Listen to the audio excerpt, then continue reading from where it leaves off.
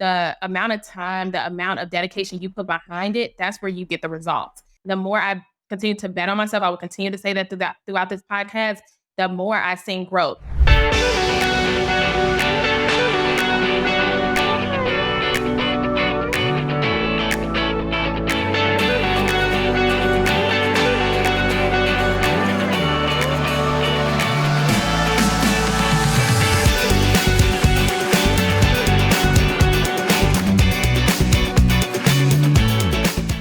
Hey, you guys, and welcome to the Nurse Boss Shift. It's your girl, Dr. Kiana Jones. Crystal P, the Beauty NT. And we are here with Myqueen Dickens, who is coming in to give us some mad value, an amazing nurse entrepreneur. And as you guys know, we always find these amazing nurse entrepreneurs who are going out, crushing it, and just stepping outside of that box that we've been placed in. So, Myqueen, I would love for you to just tell everyone a little bit about yourself and also a little bit about your business. So, hi, everyone. My name is Myqueen Dickens. I go by Nurse Queen. I am a 28-year-old travel labor and delivery nurse. Can't believe I hold that title anymore because I have not worked bedside in about 6 months. I am in school full-time to become a certified nurse midwife. So I have been in the thick of grad school. I will be completing that this summer, so I'll be a midwife sooner than later. I also am an entrepreneur times two. I have my own nurse merch line, nurse platform where I'm a content creator. And I also have my own IV hydration concierge business here in the DMV area. Throughout my journey, I have done a slew of things, ranging from med-surg, LTAC, set nursing, postpartum, labor and delivery, all the things. And now IV hydration is my full-time job, along with content creation and then a full-time grad student. I leverage my career through travel nursing. I've done travel nursing for about 6 of the 8 years that I've been a nurse. I have been a nurse since I was 20 years old. My mom is Jamaican. Right. Okay. 8 years later, with 8 years of experience, I started off as an LPN, transitioned to ADN, RN, and then BSN, and now getting over to my MSN. So that's my main thing. Now I share my journey through YouTube, TikTok, Instagram, Twitter, Facebook, all of the platforms that there are. And I'm now serving my community with digital product. I have a nurse platform called Millennial Nurse Brunch, where we have annual brunches and happy hours throughout the year to kind of change the narrative of what the traditional nurse looks like. And I'm just trying to get my feet wet in any area that I interest myself in. So it has been very fulfilling, and I am excited to see what's next. And I'm happy to be here as well today with you all. Dr. Kiana Jones, I seen you on the show. What? Sweet Life? No, is that? I forgot what show it was. Yeah. So the show was so low key, but yeah, I was like, OMG. So when you reached out to me, I was giving fangirl. Like, so for you. And I stalked Crystal's page as well. Both of you are doing it, and I'm so inspired. Well, listen, you're doing it, first of all. Let's listen. I think you just listed like, I don't know, 10 things. So you're definitely doing it. I love that. And so let me see. Okay, let me just, because I know you got a lot that you're doing. You started out, let's just take it back to you being a travel nurse for as long as you've been. I just feel like nurses who are travel nurses, no shade to any nurse who was a travel nurse post-pandemic, but those who were doing it before pandemic are a different kind of nurse. Because I would be honest, our cushiness and comfort level before COVID was different than it is now. So I think it's a lot, not to say easier, but like nurses really strive to be travel nurses. I remember just when I was still working bedside pre-pandemic, I was intrigued by travel nurses. I just felt like it took a different type of person to be willing to uproot and go different places and kind of be in a place where maybe they don't know people, things like that. So what made you decide to do that, especially at such a young age? Yes. So definitely when I became a nurse, I was in Kentucky. I went to an HBCU down there. And of course, I'm sorry, illustrious HBCU, right. I think you said. State University. That's where I graduated with my ADN and BSN. But after I graduated, I stayed a year because I wanted to get some L&D experience. When I officially got my ADN, I couldn't land an L&D job. So that was very intimidating for me because everyone said 1 year med-surg. So of course I listened to it when I couldn't land that L&D opportunity. After I landed the L&D opportunity, I stayed in Kentucky for an additional year, but it was no diversity. But we had diverse patient population. And it was just very different because a lot of my staff were ignorant. It's not the fact that they didn't like, they were racist because it's 2023. You should know better, but they were just ignorant. And I just wanted to like uproot and just like do something different. I am originally from Chicago. So I wanted to like just branch out. I know I didn't want to live in Chicago, but travel nursing was always the goal. When I signed up for L&D as my first job, literally in the back of my head, she was wanting me to climb the clinical ladder. I'm like, sure, I'll do that. Actually, I already knew I was getting my years of experience and I was leaving. So once I had that year and a half of experience, I started off back in Chicago, my hometown, just to get a feel for it as an adult. And then after that, I came immediately to the DMV area, fell in love with the DMV area. So now I'm here, but I always kept an apartment here. And then I've been in and out ever since 2019. And 7 travel assignments later, I started in 2019 pre-pandemic, worked all through the pandemic, all the hotspots except for New York. And literally, I just kept going and I had to stop because of school. So I took a local assignment here in DC. So now I'm here local in DC. Yeah. Okay. And so do you feel like being a travel nurse kind of gave you put you better position to start your business, or do you feel like it wouldn't have mattered if you were at the bedside or I mean if you were full-time staff or not? No, it definitely gave me so much leverage. I was on every crisis assignment there was known to mankind. Once I got my first crisis assignment as an L&D nurse, I was like, "There's no way I'll ever go back."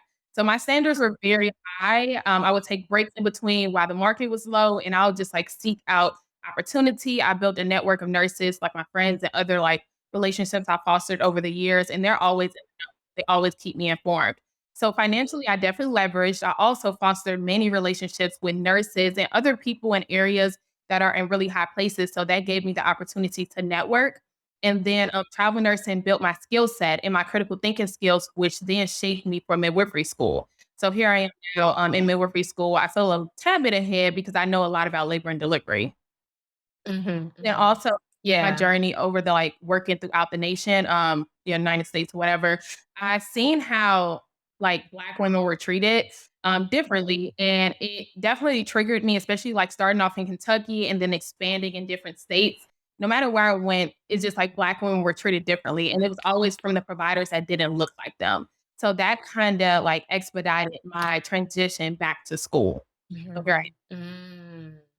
That's good. That's really good actually. And I've never been to Kentucky, but I have worked at an organization where the predominant population looked like me, but leadership did not. I am.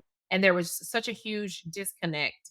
And so just being able to identify that at such a young age, I think, because younger people be just focused on other things, working and enjoying life and not like paying attention like there's a hole here that needs to be filled and then actually seeking to be able to be that solution for that problem. So that's dope. Chris, go ahead. I'm sorry. I was just gonna ask, in all of that, when did the entrepreneurial bug hit you? When did you kind of start thinking about that? So it was during COVID. During COVID, about a year before that, I started my merch line, and I had a platform. It was great, and I had some success from it. And I was like, "This is cool, like a little side hustle or whatever." And then when COVID happened, and I started to go from assignment to assignment, I took an assignment in Miami, and the vaccine rolled out. And of course, I don't care. I didn't want the vaccine. I was like, "I'm not getting it. Don't care. Who cares? Like, I'm not getting it." But when it jeopardized my job opportunity and contracts that were paying really high only took travelers that had the vaccine, I was a tad bit discouraged. I'm like, okay, maybe I have to get it. And then my manager in Miami was like, if you do not get it, you cannot even eat your lunch in the break room. You have to go in the closet, the restroom, or in your car to go eat. And I was a traveler. I didn't have a car down there. So just having that control over me, even though I was getting paid a lot of money, I didn't appreciate that. I didn't like that control. I didn't like the fact that my contract can get canceled at any moment just because I didn't obey by their rules. So I was already saving money for IV hydration because I had worked at an IV hydration spot before. And when I figured out registered nurses can start their own IV hydration business, that was always the goal. That put some fire under me, like really work harder toward. I'm just wondering, and this just came to me when you were talking about that because that is so true. I got the vaccine, right? And for me, though, I knew it was a decision I was making without all the information and I was okay. I understood that. But I did not appreciate that we were requiring people who didn't want it to get it. Right. Does that make sense? Like, that's the part that made me upset as well. But I wonder how many nurses who have not, like, say they weren't in business. I was already in business during this time, but I had to close down because we were closed the state of California. But I wonder how many nurses had that same feeling of like being able to see, like, as much as we think we have job security and we think we have, we're never going to be without a job because we're nurses, that it would come to this point and like actually are willing to take some steps so that they won't be in this situation anymore. Yeah. I don't think a lot of people are realizing that was just, to me, we just don't know what the future will hold. Yeah. And so for those who just continue to err on the side of I'm a nurse, I can always get a job, I can always get a job, that may not be true, especially if it goes against something you believe in. Right. We don't know what could be coming next, right? Especially like working in labor and delivery, Roe v. Wade, all these things. Like, I don't know what can be next for like the destiny of my journey. So with that being said, I just always wanted to have not only a side hustle, because I always looked at it as a side hustle, but just like a plan, like not even a backup plan, because now that I'm working like full-time in my business, I'm like, wow, like actually nursing and midwifery can not really be my backup plan, but that can be my part-time and this can be my full-time. And I think it's so power in betting on yourself, because the amount of time, the amount of dedication you put behind it, that's where you get the results. If I don't put the energy into my business, that's where I lack. And that's when I don't see the results. So it's really me to actually scale my own business and grow in that way. And like I said, I've been myself for a little minute now and it's been working. So I'm just going with it. So how did, okay, you mentioned it, so I want to elaborate on it. You said my mom is Jamaican. That's what you said, right? Yeah. So how does your mom feel about you not having a job? Because not a job, you need a job. So literally up until the point I was like 25, I've always had multiple jobs, probably 3 jobs at one point. Like, it's been crazy. Like, I've always worked like a Jamaican. Like, that's always been my motto. And I'm not that like cultured. I want to be more cultured and I will be in the next couple of years, but not as cultured as I can be. Not in the next couple of years. I'm sorry. That's funny. Sabbatical was in the back of my head. Like, I'm going to sabbatical for a year. Like, what are you talking about? But yeah, so that's the, but I'm not as cultured as I can be, but I have like Jamaican roots like deeply in me when it comes to work ethic. So now that I don't have a job, my mom is fine. Like, I mean, we do a lot for her. And honestly, she's happy. Like, it's like a full circle moment, like now the kids are parents and the parents. Yes, that's how it goes. I'm still in Chicago. And she's pretty much there to raise us and, do all of that. And she put a lot into us. So like the last 6 months, 6 months ago, we moved her to DC. So she's here with us now. She has a place here and everything, but it's just like a better family dynamic for us. So it's been cool. Yeah. Well, that's good. She supports you though. That's the main thing. Yeah. I know sometimes it's like they're kind of just a little side eye until you show them, then it's like, all right, I see you. I honestly think it's because I'm in school and I was in clinical, like working 60 hours a week in clinical, but of course I'm getting paid for it, but I had scrubs on going every day. So she'll see me and she's like, oh, you got to work. I'm like, for the 50th time, I'm going to clinical. Like, let's listen to your head. So I think because it's educational and she knows that I'm like grinding towards like, studying for boards and stuff, it makes sense to her. Now, when I pass board outside, that makes it a bit different. Definitely. I love it. Okay. So now you experience travel nursing, and I do believe like just negotiating your wages. I mean, negotiating your rates as a travel nurse, negotiating your contract, that also has its place in business too. I always feel like travel nurses are kind of like micro businesses, like, and you really do spend a lot of time like being strategic about how to maximize your earning potential, which is essentially what you do in business as well. And so then you did the travel thing, then COVID hit and you were like, I don't like the position I'm in. Then you started your businesses. Which one was the first business that you started and why? Post-COVID, my first business was IV hydration. Actually, I was already selling nurse merch and I'm a labor and delivery nurse and I was already doing that pre-COVID, but I kind of slowed down a bit. And like merch is not like really lucrative because you have to put a lot of money into it. And then like, it's not that much profit for me anyway, but it was like a side hustle. During COVID, I was working on an assignment in Oakland. I was very depressed. I was working like 60 hours a week, so 5 days a week. And I was studying for school. It was just like overwhelming. And Oakland is like a tad bit different. I didn't have time to like go out and stuff like that. So I became like in my shell, and the Drake album came out, Certified Lover Boy. And I was like, I love Drake, like literally I did. So I'm like, I love Drake. And then his album cover was like all pregnant women. I'm like, that's so dope. Like, I'm a labor nurse, and literally, like, he has a cover. He's my favorite artist, and he's my best. And like, what is he giving? So I created scrub caps like associated with his album. So white scrub caps with the pregnant emojis all over it. And I felt like it was symbolic for me because I'm a labor nurse. So I posted that for myself, and everybody's like, I love that. Like, can I get one? Can I get one? I was like, oh, wow. So I got like a batch order. Literally was like, oh, let me get 100 caps and see how it does. Literally sold all the caps. And I was like, whoa. So then I created other colors and created more and got more customers. And I was like, this is amazing. And it's not like t-shirts. You don't have to worry about sizes. You're sending all of them out just like that. Very easy. The process for amazing. So I was like, this is great. So that was my next business after COVID, where I was taking those breaks in between when the market was like saturated or a tad bit low. I would have that to like kind of like fuel me. And then I was also paying for school out of pocket. So that helped me a lot too. And then I think I remember those. I swear, either you were on, I don't know, one of the theme pages, like the nursing theme page. It was Black Nurses Meet or something. I remember that cap because I was like, this is really dope. Like it was, and I remember it was kind of that they talked about it was inspired by the album and things like that.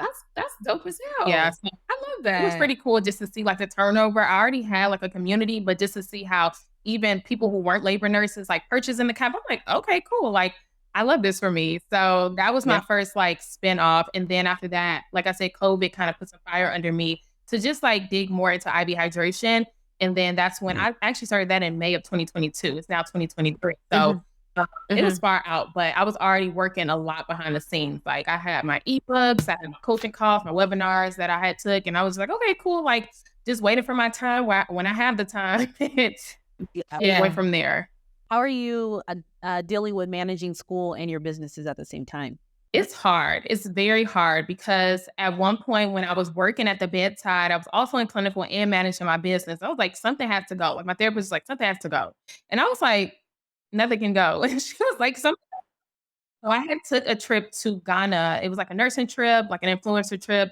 They paid for me to like help host out there. So I went out there and it was a great time. We also went to like Afrochella, and I just met so many dope non-nurses that were like tapped into their careers that they created from scratch. Like they were entrepreneurs, but they were like amazing, like powerhouses. And I was like, wow, like they literally bet on themselves and they're doing amazing. And they're out here and they're just giving back to the community, the culture. I love it.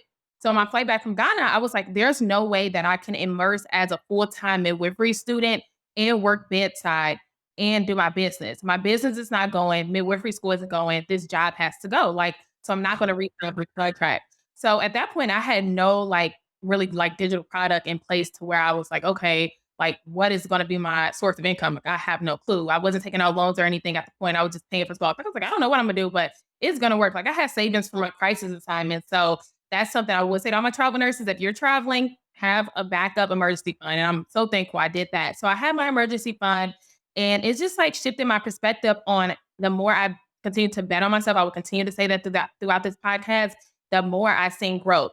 So I created an IV hydration webinar. People had kept asking me about like teaching them IV hydration. And I was just like, no, I don't want to. Like, dang, I hadn't even been in the game a year. Like, can I just breathe? And then I created the webinar. I got so much traction from it. And I was like, wow. And I just fell in love with teaching and like reaching back to people who wanted to be in the place that I am now.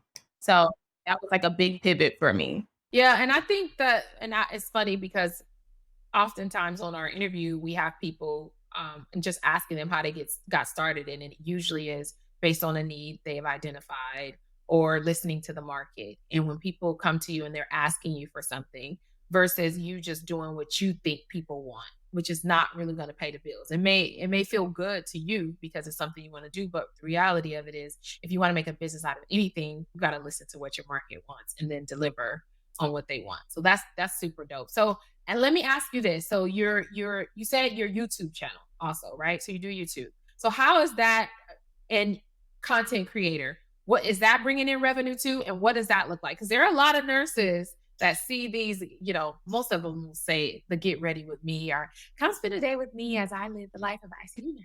Come spend the day with me, right? So how did that happen? And then is it worth it? And so should nurses consider that? Yes, I definitely do think that YouTube is worth it. We're getting into this space to where TikTok and Instagram's kind of taking over, but I still sit around and I don't even really watch TV. I watch YouTube, like Get Ready With Me, like my favorite influencers.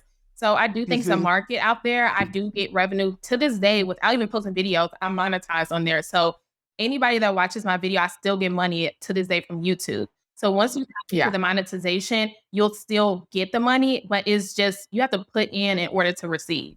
And if I put in more, I definitely will receive more, but it's so worth it. Like when I was actually like posting videos like bi-weekly, I was making so much revenue from YouTube and I was like, okay, like this is great. And you don't only get paid from the monetization, you get brand partnerships and also like collaborations that you can do as well. So speaking of content creation, like I said, I've done a slew of things. I've maximized my nursing degree. My most recent ebook is teaching nurses how to maximize their nursing degree. So a lot of people don't even know that. They think, oh, you have a large following on Instagram, you're going to pay from Instagram or TikTok or YouTube. No, a lot of people have digital product. A lot of people have brand partnerships. They have collaborations. And you have to pitch yourself to these brands. You don't wait for them to reach out to you most of the time. You have to pitch yourself. And it's a very way that you can pitch yourself. And in my ebook, that I teach nurses and also inspiring content creators to do that, especially. But it's been great. This last year, especially like I said, from Ghana, like I've been able to tap into content creation, like almost like 75%. And it's been great just pitching and just receiving 100%. Yeah. Do you recommend all nurses do like some type of content creation? If so, where do you suggest? Because see, a lot of people are intimidated.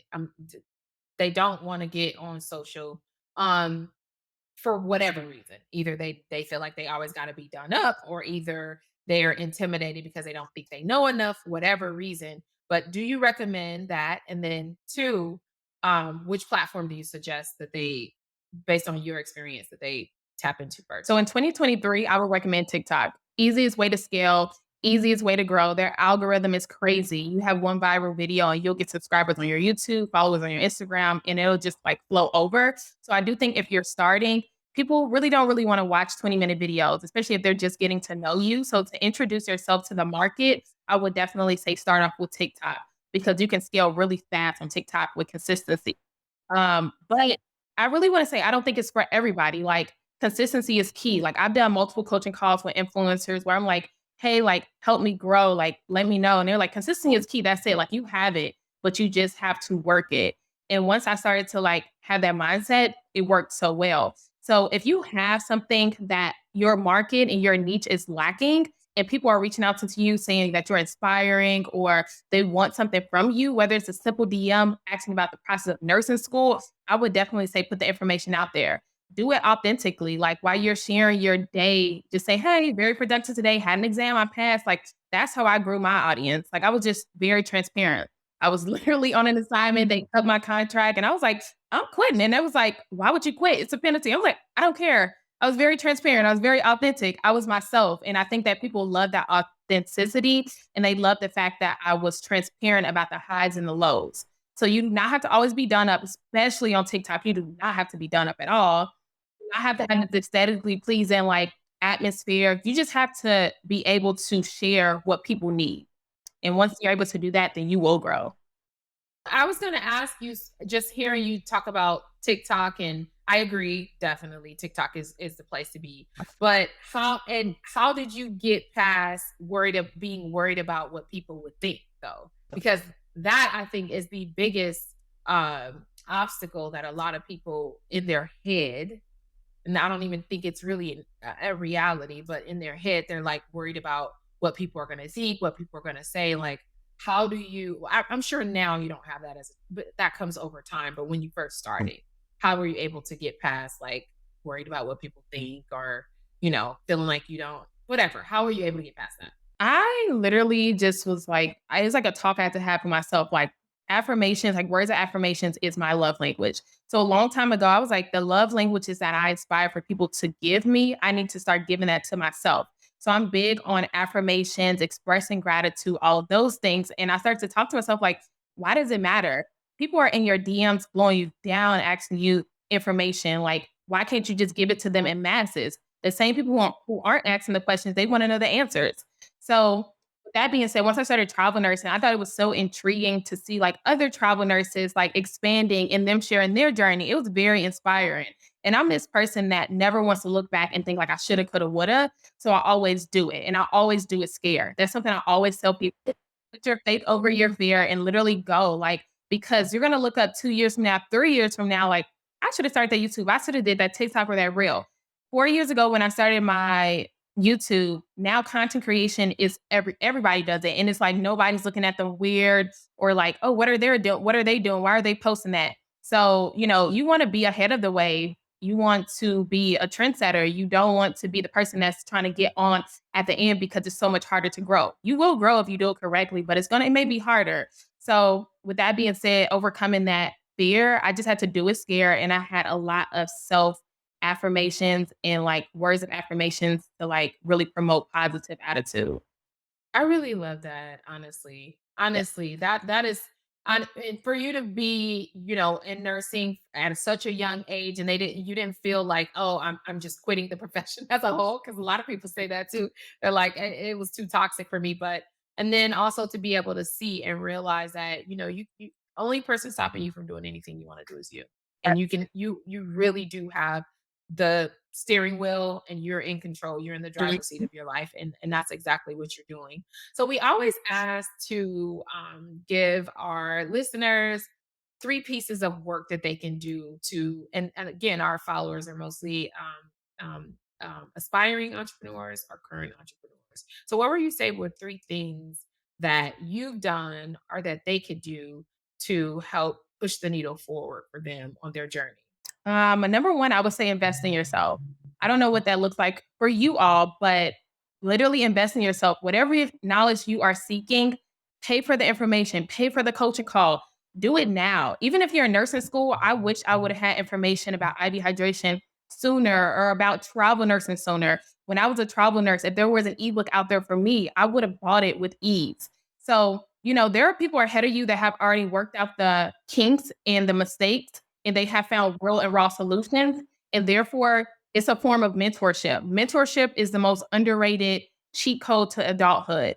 So I do believe investing in yourself is a form of mentorship. So if you do not have a mentor, you don't have anyone in your lane that's ahead of you that's literally pouring into you, investing in yourself with these webinars, these ebooks, these conferences, these brunches, like whatever it looks like for you, do it. Number two, surround yourself with like-minded individuals. I had a conversation with a classmate about a year ago, and she's like, well, all of my friends, they're not on the same level as me. I have friends that, just got out of jail, friends that did this, friends that did that. I'm like, okay, like that's why I was like, all my friends aren't doing nursing and they may not all be on the same level as me. Some of them may be ahead, some of them may be just like getting to where I'm at. But I tend to surround myself with like-minded individuals. You are not going to always wake up motivated. You're not going to always wake up dedicated towards your task.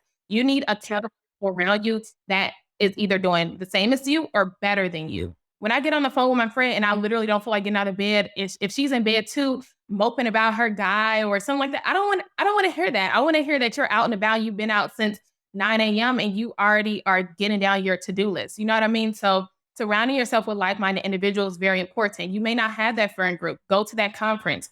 Go to that networking opportunity. Create that network for yourself. Literally, so cliche, your network is your net worth. Literally. I want to tell you that my network has gotten me into rooms that I can't even imagine. And one thing about me, you put me in a room, I'm going to work it. Like it doesn't get me there, I'm good to go. So your network is definitely your network, 100%. So invest in yourself, surround yourself with like-minded individuals, and just positive affirmations and gratitude. Just think about where you were a couple years ago and just think where you are now. And, we all have destination anxiety. We're always thinking about what's next, but just think about that you're living in an answered prayer, whatever that looks like. If you can name one thing that you're living in that you prayed for a couple years ago, that's a blessing in itself. So I'm big for expressing gratitude. I'm big on paying homage to people who have done it before me, that are doing it like me. and just like reaching back to like pull those nurses who are behind me forward so they can be like me or better than me. And just knowing that what's for you is always going to be for you, period. People always ask, like, why do I teach IV hydration to other nurses? And I'm like, I don't care if this person lives next door to me. They cannot take what's for me away from me. And at the end of the day, if they can, it's for them. Like, period. So what's going to be for you. So continue to just stay in your lane. And if you don't have a lane yet, create it and just go from there. Yes.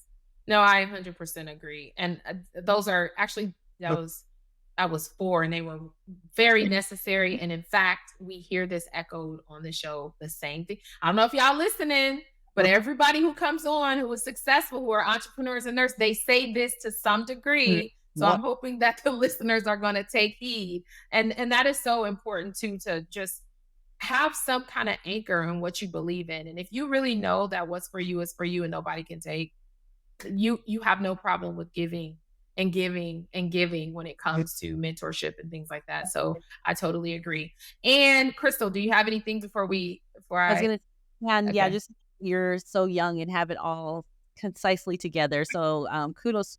Wish I had. Well, one, I feel like there's more mentorship now and coaching now, but that still doesn't mean that everybody is taking that and accepting it and betting on themselves, like you said, or investing in themselves. So I'm so glad that at such a young age you have already gotten it to invest on yourself and always bet on yourself. So I really love that and appreciate it. Thank you so much. Yes, for sure. So let's talk about how we can, I know you can tell us everywhere you're at. Where all can we find you and follow you at for us social and YouTube and websites and all that? So most of my platforms, you can find me at nursequeen __. So Instagram, Twitter, TikTok, YouTube, Nurse Queen, you will find me there.